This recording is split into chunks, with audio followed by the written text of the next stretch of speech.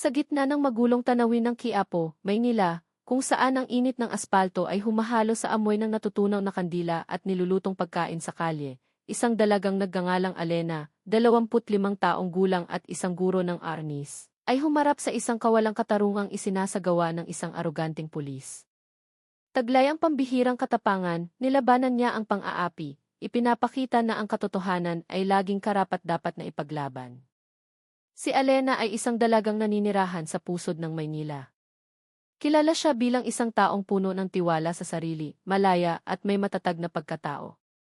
Ang kanyang presensya ay laging nakakakuha ng pansin saan man siya magpunta.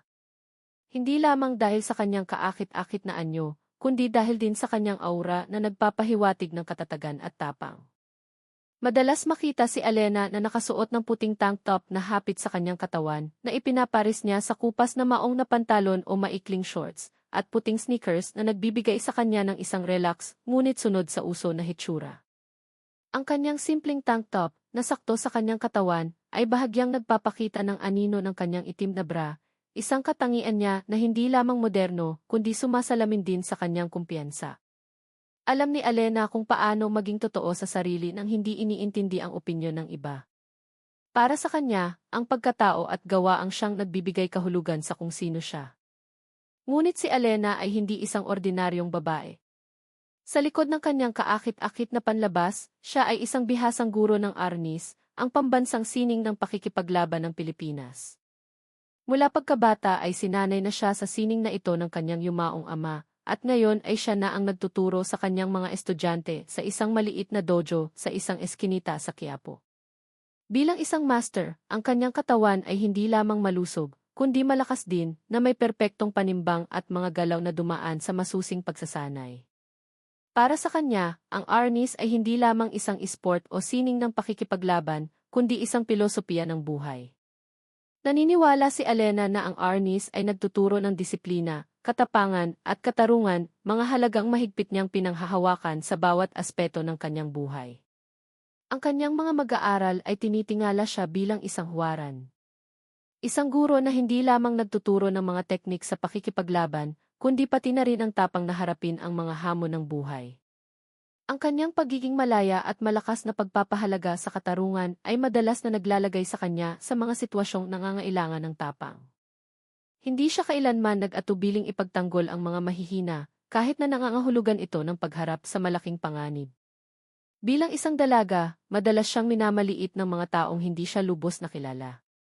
Ngunit ang mga nakasaksi na sa kanyang pagkilos ay alam na si Alena ay isang taong hindi dapat basta-basta maliitin. Kilala siya ng Quiapo hindi lamang bilang isang guro ng arnis, kundi bilang isang simbolo ng katapangan na hindi natatakot labanan ang kawalang katarungan. Ang kanyang magandang anyo ay panlabas lamang.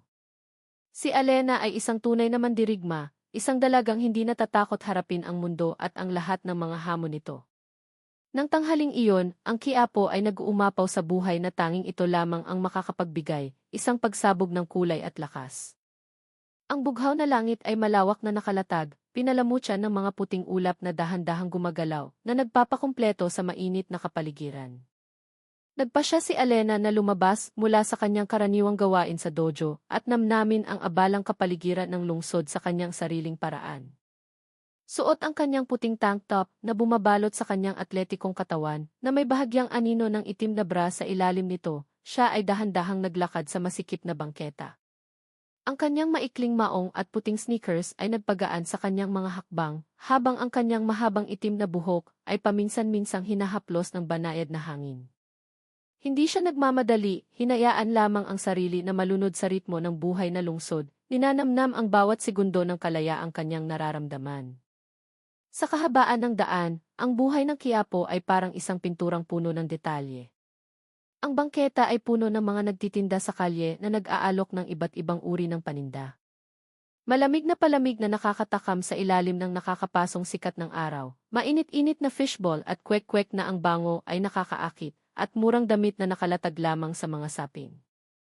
Napangiti si Alena nang makita ang isang ina na abala sa pagtawad ng presyo, habang ang kanyang maliit na anak ay tumatakbo sa paligid ng isang kariton. Nakita rin niya ang isang matandang lalaki na nagtutulak ng kariton ng sa malamig, ang kanyang mukha ay puno ng pawis, ngunit nananatiling nakangiti sa bawat posibleng mamimili. Ang lahat ng ito, para kay Alena, ay isang tunay na larawan ng buhay sa Maynila, simple ngunit puno ng sigla. Gusto niya ang ganitong dinamika, ang ingay na hindi kailanman nagparamdam sa kanya ng pag-iisa. Kahit mag-isang naglalakad, hindi niya naramdaman na siya ay dayuhan. Siya ay bahagi ng buhay ng lungsod na ito, at ang lungsod na ito ay bahagi niya. Bawat hakbang niya ay puno ng kahulugan, nagpapaalala sa kanya na pahalagahan ang mga maliliit na sandali na madalas na napapalampas sa abalang pang-araw-araw na buhay. Ninamnam niya ang ugong ng mga sasakyan na humahalo sa tawanan ng mga tao, ang amoy ng pagkaing nagmumula sa mga karinderya sa gilid ng daan, at maging ang tunog ng mga businang nag-uunahan sa kalsada. Para sa iba, ang buhay sa lungsod ay maaaring nakakalito, ngunit para kay Alena, ito ay isang simpleng aliwan na nagpapaginhawa sa kanyang isipan. Sa bawat hakbang, lalo siyang nakakaramdam ng kapayapaan, hinahayaan ang sarili na sumanib sa pintig ng buhay ng lungsod na hindi kailanman humihinto. Sa gitna ng tanghaling puno ng buhay, biglang bumagal ang mga hakbang ni Alena. Ang kanyang matalas na mga mata ay nakapansin ng isang hindi kanais-nais na tanawin sa gilid ng daan. Isang lalaking nakauniporme ng pulis ang nakatayo na may aruganting tindig sa harap ng isang simpleng nagtitinda sa kalye. Ang mukha ng pulis ay puno ng kayabangan, habang ang kanyang mga kilos ay nagpapakita ng isang intensyon na malayo sa marangal na tungkulin ng isang tagapagpatupad ng batas. Nakapamiwang siya, nagsasalita sa isang magaspang na tono, habang dinuduro ang matandang nagtitinda na halatang takot na takot. Ang tindero, isang matandang lalaki na may payat na katawan at mukhang puno ng kulubot, ay nakayuko lamang, kinukuyom ang dulo ng kanyang damit gamit ang nanginginig na mga kamay. Si Alena, na noong una ay nais lamang mag-enjoy sa araw, ay naramdaman na nagsimulang kumulo ang kanyang dugo. Mula sa kanyang kinatatayuan, kitang-kita ni Alena kung gaano hindi patas ang sitwasyon. Ang matandang lalaki, na maisuot na luma at maruming damit at mukhang puno ng pawis, ay tila isang taong nagsisikap lamang kumita ng pera sa tapat na paraan. Sa harap niya ay isang maliit na kariton na naglalaman ng kanyang simpleng paninda, ilang malamig na inumin sa mga plastik na bote, ilang pakete ng chicherya, at ilang murang candy na maayos na nakasalansan. Ngunit ang mga panindang iyon ay tila hindi sapat upang palambutin ang puso ng pulis na nakatayo sa harap niya. Ang boses ng pulis ay lalong lumalakas, humihingi ng isang bagay na malinaw na hindi bahagi ng kanyang tungkulin. Hindi na kailangan ni Alena na marinig ang buong pag-uusap para maintindihan kung ano ang nangyayari. Ang pulis ay nanghihingi ng pera, kinikikilan ang matandang tindero na marahil ay hindi sapat ang kinikita para sa kanyang hapunan. Tumayo si Alena ng tahimik sandali, sinusubukang pakalmahin ang sarili, ngunit ang galit at pakiramdam ng kawalang katarungan na kanyang naramdaman ay lalo lamang lumakas. Nakita niya ang tindero na lalong napipikon, na may mga matang nagpapahiwatig ng takot. Walang sinuman sa paligid ang tila naglakas loob na sawayin ang pulis. Ang mga tao ay dumadaan lamang, ang ilan ay sumusulyap na may awa, ngunit walang humihinto sa kahiyahiyang gawaing ito. Kinuyom ni Alena ang kanyang mga kamay, naramdaman ang pag-igting ng kanyang mga kalamnan. Bilang isang guro ng arnis, alam niya kung kailan dapat kumilos. Para kay Alena, hindi ito tungkol lamang sa isang aroganteng pulis at isang matandang tindero. Ito ay tungkol sa paglaban sa kawalang katarungan. Tungkol sa pagpapakita na hindi lahat ay mananahimik kapag nakikita ang mahihina na inaapi. At sa tanghaling iyon, nagpasya si Alena na hindi siya magiging isa sa mga taong nanonood lamang. Hindi kayang manahimik ni Alena. Alam niyang may oras para magmasid, ngunit mayroon ding oras para kumilos. At ang sandaling ito ay isa sa mga pagkakataong hindi niya maaaring palampasin ang kawalang katarungang nangyayari sa harap ng kanyang mga mata. Ang kanyang mga hakbang na dating relax ay naging matatag at puno ng layunin. Ang kanyang atletikong katawan ay maliksi na gumalaw sa pagitan ng mga taong naglalakas loob lamang sumulyap mula sa malayo. Suot ang kanyang puting tank top at maikling maong, nilapitan ni Alena ang pulis ng walang anumang pag-aalinlangan. Ang kanyang matalas na mga mata ay nakatitig ng diretsyo sa lalaking nakauniporme, na ngayon ay tumatawa ng bahagya, habang nakahalukip-kip, ninanamnam ang takot ng matandang tinderong kanyang tinatakot. Nang makarating si Alena sa harap nila, agad na nagbago ang kapaligiran. Tumayo siya ng tuwid na may mga matang puno ng katapangan, at pagkatapos ay nagsalita sa isang malakas na boses, anong ginagawa ninyo? Hindi ba tungkulin ninyong protektahan, hindi mang-api? Ang mga salita ni Alena ay agad na bumasag sa katahimikan sa kanilang paligid. Ilang tao na kanina ay dumadaan lamang ay huminto ngayon para manood, nagtataka kung ano ang mangyayari. Ang pulis, na kanina ay pakiramdam ay makapangyarihan, ay agad na lumingon kay Alena na may hindi makapaniwalang tingin. Tiningnan niya si Alena mula ulo hanggang paa, sinusubukang kilatisin ang dalagang ito na naglakas loob na kumprontahin siya sa publiko. Ngunit hindi na tinag si Alena. Nagpatuloy siya, sa pagkakataong ito ay mas matigas, nang hihingi kayo ng pera sa isang taong nagbabanat na ng buto para lang kumita ng marangal. Hindi ba kayo nahihiya na gamitin ang unipormeng iyan para mang-api ng maliliit na tao? Ang kanyang boses ay napakalakas at malinaw, tumutusok sa amor propyo ng pulis. Ang matandang tindero na kanina inakayuko ay dahan-dahang nag-angat ng ulo, na may mukhang puno ng pag-asa. Tila hindi makapaniwala na may isang taong handang ipagtanggol siya. Sinubukan ng pulis na sumagot sa isang sarkastikong tono. Sino ka sa tingin mo? Ha? Hindi mo to problema. Umalis ka na bago pa kita gawa ng problema, sabi niya habang tinitingnan si Alena ng may pagmamaliit. Ngunit hindi umatras si Alena, kahit isang hakbang. Sa halip ay lumapit pa siya, mas malapit sa pulis, tinititigan siya ng diretsyo sa mata. Sa isang malamig ngunit puno ng diin na tono, sinabi niya, wala akong sinuman pero alam ko kung ano ang tama. At hindi ako mananahimik na makita kang inaabuso ang iyong kapangyarihan ng ganito. Ang mga tao sa paligid nila ay nagsimulang magbulungan. Ang ilan ay nagsimula pang ang magbigay ng mahinang hiyawan bilang suporta kay Alena. Nagsimulang makaramdam ng pagkaipit ang pulis, ngunit masyadong malaki ang kanyang ego para aminin ang kanyang pagkakamali. Ngunit, kahit na sinubukan niyang magpakita ng isang mabagsik na mukha, alam ni Alena na ang kanyang katapangan ay nagpayanig sa pulis. At hindi titigil si Alena hanggat hindi natitigil ang kawalang katarungang ito. Sa halip na makaramdam ng hiya o matauhan sa saway ni Alena, ang pulis ay nagpakawala ng isang maliit na tawang maihalong panunuya. Tumayo siya ng tuwid na may aroganting tindig. Ipinagmalaki niya ang kanyang dibdib na para bang gustong ipakita ang kapangyarihang hawak niya. Ang kanyang mukha ay nagpapahiwatig ng paghamak at walang pag-aalinlangan niyang tiningnan si Alena mula ulo hanggang paa na may pagmamaliit. Ha, sino ka sa tingin mo? Isang babaeng naka-tank top at shorts gustong turuan ako tungkol sa katarungan, sabi niya sa isang mapanlibak na tono. Ang kanyang boses ay malakas, sinadyang ibaba at ipahiya si Alena sa harap ng mga taong ngayon ay dumarami na. Hindi mo nga alam kung ano ang nangyayari. Huwag kang magpanggap na bayani. Hindi mo to problema, dagdag niya habang tumatawa ng bahagya sa isang tono na nagpakulo sa dugo ni Alena. Nanatiling nakatayo si Alena ng tuwid. Kahit na ang kanyang puso ay puno na ng galit, sinubukan pa rin niyang pigilan ang sarili. Alam niyang walang silbi na magpadala sa ganitong uri ng provokasyon.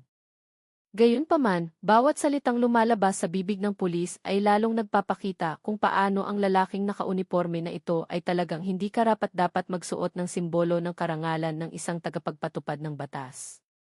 Patuloy na nagsalita ang pulis sa isang mapanlibak na tono, sinusubukang gawing maliit si Alena sa harap ng mga tao. Gusto mong maging tagapagtanggol ng katotohanan? Ano bang alam mo sa batas? Babae ka lang na nagmamarunong. Huwag kang makialam kung ayaw mong magkaproblema, sabi niya habang iwinawag-ayway ang kanyang kamay na para bang pinapaalis si Alena na parang isang taong walang halaga. Ang pangungusap na iyon at ang mapanlibak na tingin na kasama nito ang siyang rurok ng kayabangan ng lalaki at ang huling patak na nagpaapoy sa galit ni Alena. Nagsimulang magbulungan ang mga tao sa paligid. Ang ilan ay tila hindi komportable sa trato ng pulis, ngunit walang naglakas loob na magsalita. Si Alena, sa kabilang banda, ay hindi nangangailangan ng anumang suporta para labanan ang kawalang katarungan. Ang kayabangan ng lalaki ay lalo lamang nagpatibay sa determinasyon ni Alena na kumilos. Kinuyom niya ng mahigpit ang kanyang mga kamay, tumigas ang kanyang panga, at ang kanyang mga mata ay nag-aapoy sa katapangan. Kung sa tingin mo ay aatras ako dahil lang sa minamaliit mo ako, nagkakamali ka ng malaki, sabi ni Alena sa isang malamig ngunit matalas na tono. Ang kanyang boses ay napakatatag na parang isang espadang tumusok ng diretsyo sa ego ng pulis. Wala siyang pakialam sa mga panunuya o mababang tingin na ipinupukol sa kanya. Nakatayo si Alena doon hindi para patunayan kung sino siya, kundi para labanan ang kawalang katarungang malinaw na nangyayari sa harap niya. Maaaring iniisip ng pulis na si Alena ay isang ordinaryong babae lamang, ngunit hindi alam ng lalaki na kakalabanin niya ang maling tao. Nang hindi nagtagumpay ang kanyang mga argumento at kayabangan na sirain ang katatagan ni Alena, nagsimulang mawalan ng kontrol sa kanyang emosyon ang pulis. Naramdaman niyang naiipit siya hindi lamang sa katapangan ni Alena, kundi pati na rin sa mga matang nakatingin sa kanya ng dumaraming tao. Nagsimulang marinig ang mahihinang hiyawan mula sa ilang tao sa paligid na lumikha ng isang presyon na hindi niya maaaring baliwalain. Sa kanyang pagsisikap na muling ipakita ang kanyang pangingibabaw, sumulyap siya sa isang maliit na timba na naglalaman ng maruming tubig na nakalagay sa gilid ng bangketa, malamang na ginagamit ng tindero para linisin ang kanyang kariton. Nang walang pag-aalinlangan na may isang mapanuyang ngiti na puno ng puot, itinaas ng pulis ang timba. Pagkatapos, sa isang mabilis na kilos, ibinuhos niya ang laman nito kay Alena. Ang maruming kulay kapeng tubig ay tumapon sa katawan ni Alena, binasa ang kanyang puting tank top at shorts, at nag-iwan ng nakakadiring mansa sa kanyang damit at balat.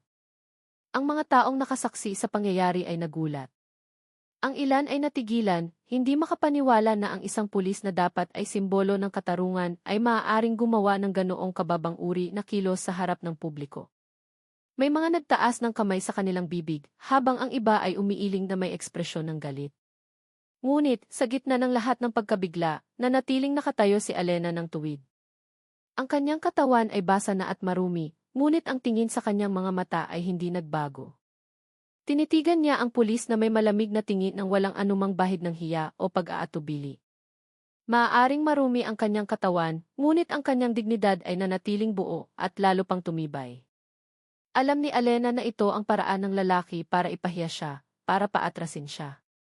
Ngunit, kung iniisip ng pulis na ang kilos na iyon ay magpapasuko sa kanya, nagkakamali siya ng malaki. Huminga ng malalim si Alena, hinayaang lumipas ang mga segundo nang hindi gumagalaw, hinayaan ang mga tao na masaksihan ang kanyang kahinahunan. Hindi siya nagsalita, ngunit ang kanyang katahimikan ay mas malakas kaysa sa 1,000 salita. Dahan-dahan, piniga niya ang dulo ng kanyang tank top, pinipiga ang maruming tubig na tumutulo mula sa kanyang damit, pagkatapos ay humakbang pasulong palapit sa pulis. Kaya ganito mo ipinapakita ang iyong kapangyarihan, sabi niya sa isang mahinang tono, ngunit puno ng diin. Sa pamamagitan ng pagpapahiya sa iba, sa pamamagitan ng pag-atake sa akin. Hindi ka nagpapakita ng lakas. Ipinapakita mo lamang kung gaano kakahina. Ang kanyang boses ay umalingaw sa gitna ng mga tao, na nagparamdam sa mga nakarinig ng higit na simpatya at paghanga kay Alena. Ang pulis, na kanina inasisiyahan sa kanyang ginawa, ay nagsimulang makaramdam ng pagkabalisa sa ilalim ng tingin ni Alena na puno ng kumpiyansa. Basa at marumi, ngunit may taas noong tindig, ipinakita ni Alena sa lahat na ang tunay na dignidad ay hindi masisira ng pananakot o pang-iinsulto, kahit na ng maruming tubig. Hindi na nahimik si Alena. Alam niya mula pa sa simula na ang katapangan na walang aksyon ay walang kabuluhan lamang. At sa pagkakataong ito, ang aksyon ang tanging sagot sa kayabangan ng pulis na nasa harap niya. Kahit basa pa ang kanyang katawan at may mansa ng maruming tubig ang kanyang damit, nanatiling nakatayo si Alena na parang isang bundok na hindi natitinag kahit tinatamaan ng bagyo. Napagtanto niyang hindi titigil ang lalaking nakauniporme hanggat hindi niya nararamdaman na siya ay tunay na makapangyarihan. Nagsimulang maging regular ang paghinga ni Alena. Ang kanyang focus ay nakatutok sa bawat kilos ng lalaki, at ang mga kalamnan sa kanyang katawan na sinanay sa loob ng maraming taon ay dahan-dahang tumigas, handa ng kumilos. Ang pulis, na sinusubukan pa ring iligtas ang kanyang dignidad sa harap ng mga tao, ay hindi namamalayan na kaharap niya ang isang guro ng arnis. Isang babae na hindi lamang may tapang, kundi may kakayahan ding lumaban. Nang subukan ng lalaki na lumapit para muling takutin si Alena, marahil iniisip na nagtagumpay na siyang ipahiya ito, kumilos si Alena sa bilis na mahirap sundan ng mata. Sa isang iglap, binago niya ang kanyang posisyon. Ang kanyang mga paa ay bahagyang tumalon mula sa lupa at sa isang kilos na napakakinis, ngunit puno ng lakas, nagpakawala siya ng isang umiikot na sipa na dumiretso sa mukha ng aroganting lalaki. Ang sipa na iyon ay hindi basta-bastang sipa. Ito ay resulta ng maraming taon ng disiplinadong pagsasanay bilang isang arnisador. Ang kanyang paa ay tumama sa mukha ng pulis nang may nakamamatay na katumpakan. Isang malakas na blagi ang narinig sa hangin na nagpatahimik sa mga taong nakasaksi sa pagkabigla at paghanga. Agad na nawalan ng balanse ang katawan ng lalaki at bumagsak sa lupa nang may malakas na kalabog. Napangiwi sa sakit ang pulis, hawak ang kanyang mukha na ngayon ay namumula dahil sa sipa ni Alena. Mula sa kanyang bibig ay narinig ang isang kaawa-awang ungol na parang isang batang kakapalo lang dahil sa kanyang kalokohan. Wala na siyang anumang bakas ng kayabangan na kanina ibuong pagmamalaki niyang ipinakita. Ang kanyang mga luha ay dumaloy hindi lamang dahil sa pisikal na sakit, kundi dahil din sa kanyang dignidad na nawasak sa harap ng madla. Ang mga taong nakapaligid na nakasaksi sa pangyayari ay nagsimulang maghiyawan, pumalakpak para kay Alena. Alam nilang ang kanilang nakita ay hindi lamang isang sipa. Ito ay isang paglaban sa kawalang katarungan, isang patunay na ang katapangan at katotohanan ay hindi nakikilala sa kasarian o laki ng katawan. Mahinahon na ibinaba ni Alena ang kanyang paa. Ang kanyang tingin ay nanatiling matalas, nakatitig sa lalaking gayon ay nakahandu sa isalupa. Nang walang anumang salita, tinuruan niya ang pulis ng isang leksyon na hinding-hindi nito malilimutan. Na ang kapangyarihan na walang moralidad ay isang pagkawasak lamang na naghihintay ng tamang panahon. Ang matapang na aksyon ni Alena ay lumikha ng isang alon ng katahimikan sa gitna ng maingay na lansangan ng Quiapo. Ang mga taong kanina inanonood lamang mula sa malayo ay lumapit ngayon, nakatitig habang pinapanood ang dalaga na nagpatumba sa isang aroganting pulis sa isang napakatumpak na sipa. Ang ilan sa kanila ay hindi makapaniwala sa kanilang nakita.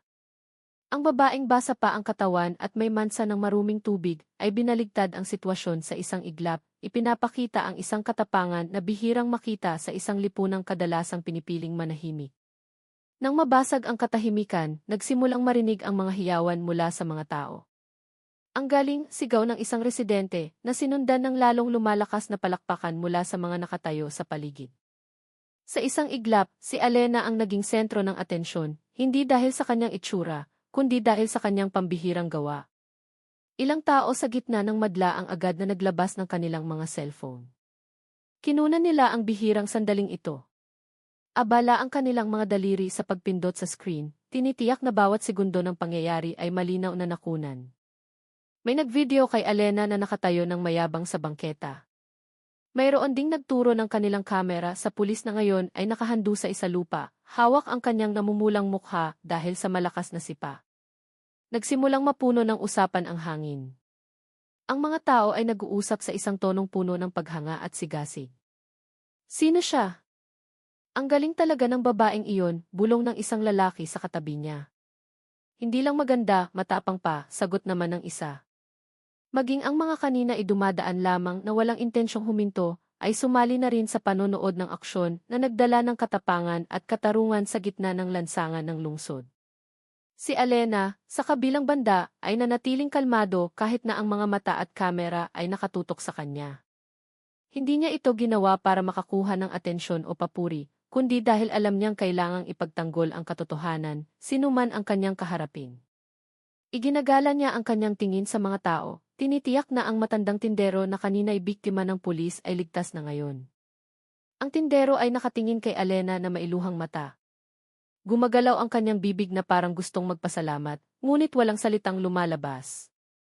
Ang katahimikan ng matanda ay patunay ng isang malalim na pasasalamat sa babaeng nagsugal ng sarili para ipagtanggol siya. Tumango si Alena sa kanya, isang senyales na tapos na ang lahat. Ngunit alam niyang hindi dito magtatapos ang pangyayari. Tiyak nakakalat ang video ng kanyang kabayanihan at wala siyang pakialam sa mga posibleng kahihinatnan. Para sa kanya, ang paglaban sa kawalang katarungan ay tama at gagawin niya ito muli kung kinakailangan nang walang takot. Ang aroganting pulis ay nakahandusay na ngayon sa lupa, hawak ang kanyang mukhang namumula dahil sa tumpak na sipa ni Alena. Ang pisikal na sakit na kanyang nararamdaman ay maaaring mawala, ngunit ang kahihiyang bumabalot sa kanya ay hindi madaling mabura. Ang kanyang mukha ay ganap na nagbago. Mukha na siyang isang talunang lalaki na nawala ng lahat ng tiwala sa sarili. Ang kayabangang kanina ipinagmamalaki niya sa harap ng matandang tindero at ng mga tao ay naglaho ng walang bakas. Dahan-dahan niyang itinaas ang kanyang katawan, sinusubukang tumayo habang paminsan-minsan ay pinupunasan ang pawis na maihalong maliliit na luhang dumadaloy sa kanyang mga pisngi. Ang kanyang tingin ay hindi na mapanghamon. Sa halip, iniiwasan niya ang tingin ni Alena, na parang natatakot na kung titingnan niya pa ang babae ng mas matagal, lalo lamang lalalim ang kanyang kahihiyan. Alam niyang walang saysay na labanan ang isang tulad ni Alena, isang taong malinaw na mas malakas hindi lamang sa pisikal, kundi pati na rin sa katapangan at moralidad. Ang mga taong nakasaksi ay hindi nagbigay sa kanya ng pagkakataong iligtas ang kanyang mukha. Ang ilan sa kanila ay nagsimulang manguyam at ang iba ay tinawanan ang pulis ng malakas. Tingnan nyo, pulis na arugante, talo sa babae, sigaw ng isang lalaki mula sa malayo na sinundan ng tawanan mula sa mga tao sa paligid. Napayuko na lamang ang pulis, tinitiis ang kahihiyang ngayon ay malakas na sumasampal sa kanyang dignidad. Ipinagpag niya ang kanyang uniforme na ngayon ay mukhang gusot, sinusubukang panatilihin ang kaunting natitirang otoridad na mayroon siya, ngunit walang saysay. Bawat hakbang na ginawa niya para lumayo sa lugar na iyon ay mabigat, na parang bawat mata ng mga tao ay isang pabigat na nagpapaalala sa kanya ng kanyang pagkatalo. Hindi siya naglakas loob na lumingon, hindi naglakas loob na harapin ang katotohanang napahiya siya sa harap ng napakaraming tao. Si Alena, sa kabilang banda, ay hindi nagpakita ng ekspresyon ng tagumpay o kayabangan. Nakatayo lamang siya sa kanyang lugar, tinitingnan ang pulis na may matalas na tingin na puno ng mensahe na ang katarungan ay hindi matatalo ng kapangyarihang inaabuso. Hindi niya kailangang sabihin ang anuman dahil ang kanyang mga kilos ay nagsalita ng mas malakas kaysa sa mga salita. Ang pulis, sa mas mabilis na mga hakbang, ay tuluyang naglaho sa gitna ng mga tao, dala ang isang kahihiyan na marahil ay hindi niya kailanman malilimutan. Binigyan siya ni Alena ng isang leksyon na hindi lamang sumira sa kanyang kayabangan, kundi nagpakita rin na ang tunay na lakas ay hindi nagmumula sa uniforme o ranggo, kundi sa katapangan na ipagtanggol ang katotohanan. At sa tanghaling iyon, sa gitna ng lansangan ng Quiapo, ipinakita ni Alena sa lahat na walang lugar para sa kawalang katarungan, kahit na mula sa mga dapat na nagpoprotekta sa lipunan. Matapos umalis ang aroganting pulis na may dalang kahihiyan, ang dating tensyonadong kapaligiran ay napalitan ng paghanga. Ang mga taong nakasaksi sa pangyayari ay nagsimulang lumapit kay Alena ng may sigasig. Ang mga residente na kanina itahimik na manonood lamang ay lumapit ngayon, ang kanilang mga mukha ay nagpapahayag ng malalim na paggalang at paghanga. Ang ilan sa kanila ay nagtaas ng hinlalaki, isang simpleng kilos ngunit puno ng kahulugan. Habang ang iba ay pumalakpak bilang pagbibigay-pugay kay Alena. Salamat, Miss. Kung wala ka, siguradong patuloy na inaapi ang tinderong iyon, sabi ng isang ina habang pinupunasan ang luha ng kagalakan sa sulok ng kanyang mata. Nagsimulang mapuno ng bulungan ng papuri at pasasalamat ang hangin, na lumilikha ng isang kapaligirang kabaligtaran ng tensyong nangyari ilang minuto lang ang nakalipas. Sa gitna ng mga tao, lumapit din ang tinderong kanina'y biktima ng pananakot ng pulis. Sa nanginginig pang mga kamay, tiningnan niya si Alena na mailuhang mata, puno ng pasasalamat na hindi niya maipahayag sa salita. Salamat, nak, sabi niya ng pautal-utal. Ang kanyang boses ay paos dahil sa emosyon. Hindi ko alam kung ano ang gagawin ko kung hindi mo ako tinulungan kanina. Ngumiti lamang si Alena ng malumanay, kahit nabasa pa ang kanyang katawan sa maruming tubig at may mansa ang kanyang damit. Yumuko siya ng bahagya, hinawakan ang balikat ng matanda ng mailambing at sinabi sa isang tonong matatag, ngunit puno ng empatya, Tay, hindi ito tungkol sa tapang ko. Ito ay tungkol sa kung ano ang tama. Walang sinuman ang dapat tratuhin ng ganyan. Ang pangungusap na iyon, kahit maikli, ay nag-iwan ng malaking epekto. Ang mga residenteng nakarinig ay tumango bilang pagsang-ayon, naramdaman na si Alena ay hindi lamang isang matapang na babae, kundi isang taong may matatag na prinsipyo. Nakatayo si Alena sa gitna ng mga tao, nananatiling kalmado kahit na lahat ng atensyon ay nakatuon sa kanya. Hindi siya naghahanap ng pansin at hindi niya naramdaman na ang kanyang ginawa ay isang pambihirang bagay. Nang may isang taong nagsabi, Miss, isa kang bayani. Kailangan namin ng mas maraming taong tulad mo. Umiling lamang si Alena habang nakangiti ng bahagya. Hindi ako bayani, sagot niya sa isang malinaw at matatag na boses. Responsibilidad nating lahat na ipagtanggol ang mahihina at labanan ang kawalang katarungan. Kung patuloy tayong mananahimik, sino pa ang lalaban? Ang kanyang mga salita ay umalingaw sa tainga ng mga nakarinig, nag-iwan ng malalim na impresyon sa puso ng bawat isa. Sa tanghaling iyon, hindi lamang nanalo si Alena sa isang laban sa isang aroganteng pulis, kundi nanalo rin siya sa puso ng mga tao sa paligid niya. Para sa mga residenteng nakasaksi, si Alena ay isang simbolo ng katapangan na hindi natitinag at isang paalala na ang katarungan ay dapat laging ipaglaban, sinuman ang humarap sa atin.